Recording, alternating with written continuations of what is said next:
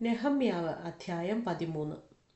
അന്ന് ജനം കേൾക്കെ മോശയുടെ പുസ്തകം വായിച്ചതിൽ അമ്മോന്യരും മോവാബ്യരും ദൈവത്തിൻ്റെ സഭയിൽ ഒരു നാളും പ്രവേശിക്കരുത്. അവർ അപ്പവും വെള്ളവും കൊണ്ട് ഇസ്രായേൽ മക്കളെ എതിരേറ്റു വരാതെ അവരെ ശപിക്കേണ്ടതിന് അവർക്ക് വിരോധമായി ബിലയാമിനെ കൂലിക്ക് വിളിച്ചു. എങ്കിലും നമ്മുടെ ദൈവം ആ ശാപത്തെ അനുഗ്രഹമാക്കി എന്നെഴുതിയിരിക്കുന്നത് കണ്ടു.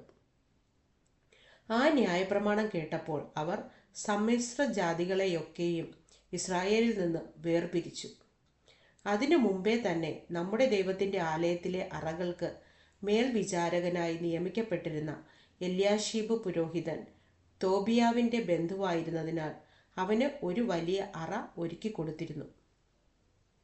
മുമ്പേ അവിടെ ഭോജനയാഗം, കുന്തിരിക്കം, ഉപകരണങ്ങൾ എന്നിവയും ലേവ്യർക്കും സംഗീതക്കാർക്കും വാതിൽ കാവൽക്കാർക്കും വേണ്ടി നിയമിച്ച ധാന്യം, വീഞ്ഞ്, എണ്ണ എന്നിവയുടെ ദശാംശവും പുരോഹിതന്മാർക്കുള്ള ഉദർച്ചാർപ്പണങ്ങളും വച്ചിരുന്നു.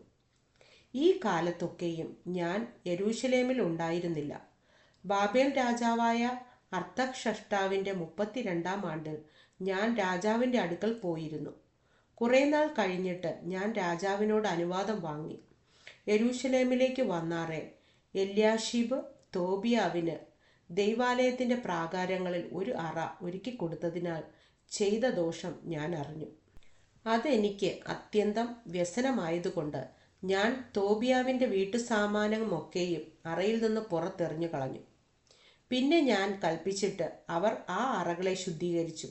ദൈവാലയത്തിലെ ഉപകരണങ്ങളും ഭോജനയാഗവും കുന്തിരിക്കവും ഞാൻ വീണ്ടും അവിടെ വരുത്തി. ലേവ്യർക്ക് ഉപജീവനം കൊടുക്കായികയാൽ വേല ചെയ്യുന്ന ലേവ്യരും സംഗീതക്കാരും ഓരോരുത്തൻ താന്താൻ്റെ നിലത്തിലേക്ക് പൊയ്ക്കളഞ്ഞു എന്ന് ഞാൻ അറിഞ്ഞു. പ്രമാണികളെ ശാസിച്ചു. ദൈവാലയത്തെ ഉപേക്ഷിച്ച് കളഞ്ഞത് എന്ത് എന്ന് ചോദിച്ച് അവരെ കൂട്ടിവരുത്തി അവരുടെ സ്ഥാനത്ത് നിർത്തി. പിന്നെ എല്ലാ യഹൂദന്മാരും ധാന്യം, വീഞ്ഞ്, എണ്ണ എന്നിവയുടെ ദശാംശം ഭണ്ഡാരഗൃഹങ്ങളിലേക്ക് കൊണ്ടുവന്നു. ഞാൻ ശേലെമ്യാ പുരോഹിതനെയും സാദോക് ശാസ്ത്രിയെയും ലേവ്യരിൽ പെദായാവെയും ഇവർക്ക് സഹായിയായിട്ട് മഥന്യാവിൻ്റെ മകനായ സക്കൂരിൻ്റെ മകൻ ഹാനാനെയും ഭണ്ഡാരഗൃഹങ്ങളുടെ മേൽവിചാരകന്മാരായി നിയമിച്ചു.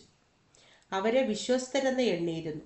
തങ്ങളുടെ സഹോദരന്മാർക്ക് പങ്കിട്ട് കൊടുക്കുന്നതായിരുന്നു അവരുടെ ഉദ്യോഗം. എൻ്റെ ദൈവമേ, ഇത് എനിക്കായി ഓർക്കണമേ. ഞാൻ എൻ്റെ ദൈവത്തിൻ്റെ ആലയത്തിനും അതിലെ ശുശ്രൂഷയ്ക്കും വേണ്ടി ചെയ്ത എൻ്റെ സൽപ്രവൃത്തികളെ മായ്ച്ചു കളയരുതേ.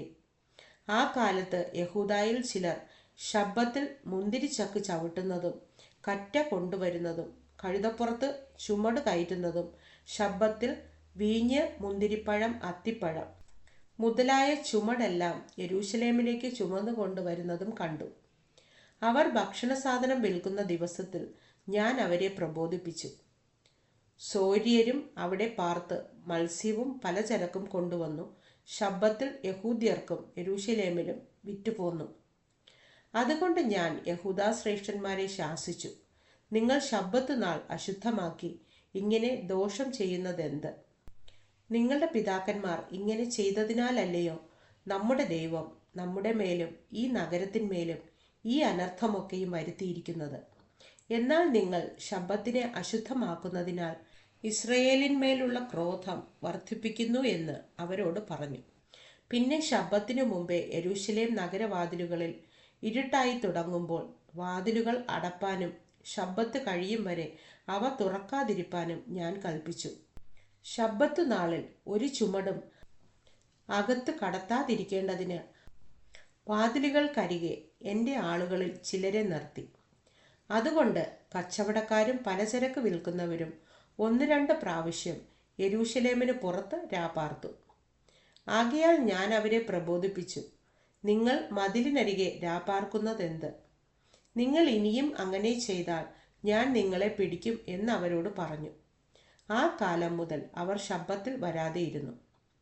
ലേവ്യരോട് ഞാൻ ശബ്ബത്ത് നാളിനെ വിശുദ്ധീകരിക്കേണ്ടതിന് തങ്ങളെ തന്നെ വിശുദ്ധീകരിക്കുകയും വന്ന് വാതിലുകളെ കാക്കുകയും ചെയ്യുവാൻ കൽപ്പിച്ചു. എൻ്റെ ദൈവമേ, ഇതും എനിക്കായി ഓർത്ത് നിന്റെ മഹാദയപ്രകാരം എന്നോട് കനിവ് തോന്നണമേ. ആ കാലത്ത് ഞാൻ അസ്തോദ്യരും അമ്മോന്യരും മോവാബ്യരുമായ സ്ത്രീകളെ വിവാഹം കഴിച്ച യഹൂദന്മാരെ കണ്ടു. അവരുടെ മക്കൾ പാതി അസ്തോദ്യ ഭാഷ സംസാരിച്ചു. അവർ അതതു ജാതിയുടെ ഭാഷയല്ലാതെ യഹൂദ്യ ഭാഷ സംസാരിപ്പാൻ അറിഞ്ഞില്ല. അവരെ ഞാൻ ശാസിച്ച് ശപിച്ച് അവരിൽ ചിലരെ അടിച്ച് അവരുടെ തലമുടി പറിച്ചു. നിങ്ങളുടെ പുത്രിമാരെ അവരുടെ പുത്രന്മാർക്ക് കൊടുക്കരുത്, അവരുടെ പുത്രിമാരെ നിങ്ങളുടെ പുത്രന്മാർക്കോ നിങ്ങൾക്കോ എടുക്കുകയും അരുത് എന്ന് ആജ്ഞാപിച്ച് അവരെ കൊണ്ട് ദൈവനാമത്തിൽ സത്യം ചെയ്യിച്ചു. ഇസ്രായേൽ രാജാവായ ശലോമോൻ ഇതിനാൽ പാപം ചെയ്തില്ലയോ? അവനെപ്പോലെ ഒരു രാജാവ് അനേകം ജാതികളുടെ ഇടയിൽ ഉണ്ടായിരുന്നില്ല. അവൻ തൻ്റെ ദൈവത്തിന് പ്രിയനായിരുന്നതിനാൽ ദൈവം അവനെ എല്ലാ ഇസ്രായേലിനും രാജാവാക്കി. എങ്കിലും അവനെയും അന്യജാതിക്കാരത്തികളായ ഭാര്യമാർ വശീകരിച്ച് പാപം ചെയ്യിച്ചുവല്ലോ. നിങ്ങൾ അന്യജാതിക്കാരത്തികളെ വിവാഹം കഴിക്കുന്നതിനാൽ നമ്മുടെ ദൈവത്തോട് ദ്രോഹിക്കേണ്ടതിന് ഈ വലിയ ദോഷമൊക്കെയും ചെയ്യുവാൻ തക്കവണ്ണം ഞങ്ങൾ നിങ്ങളെ സമ്മതിക്കുമോ എന്ന് പറഞ്ഞു.